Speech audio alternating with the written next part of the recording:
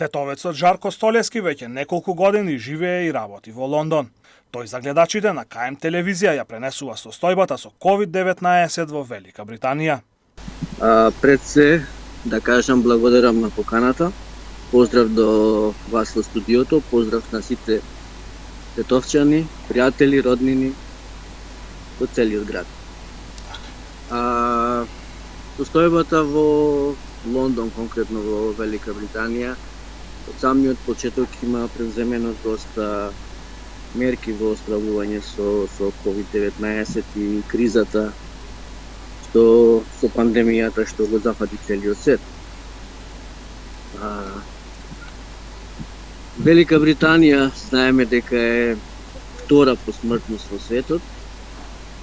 Голем број жртви на COVID има. Мерките се преземаат пред се од јавното здравствени чест што е тука, и клучните key workers, што се клучните работни места, тие имаат голем приоритет и голема благодарност до нив за справување со кризата. Дали бројката на заразени и на починати полека се намалува во Велика Британија? Бројката е околу 30.000 починати, а се очекува да се намалува. Се намалува, мерките се тие што се, нема некои посебни мерки за справување. Носење маската е незадолжително, како знаеме, тука нема полициски час. Сега се наоѓаме на отворен простор тука, имате рекреативци во паркот. Се е во знакот на победа над фашизмот, Виктори Деј 8-9 мај. Така да луѓето си ги користат моменти. Убаво е времето си го користат моментот да излезат од дом.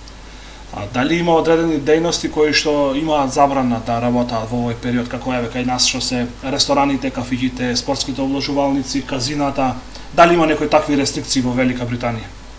Да, сите што се во тој контекст на социјална дејност, како да кажем, во ресторани, кафиќи, работаат, меѓутоа не се затворени, си работаат со take away, можеш да си наручаш, јавниот превоз исто така функционира, бесплатен е јавниот превоз, се си функционира нормално.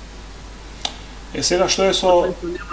Што нема јавни собири на такви манифестации, фестивали, надпревари, спортски активности, да. и голем број на хотели, пабови, се од хоспиталите што е секторот се затворени.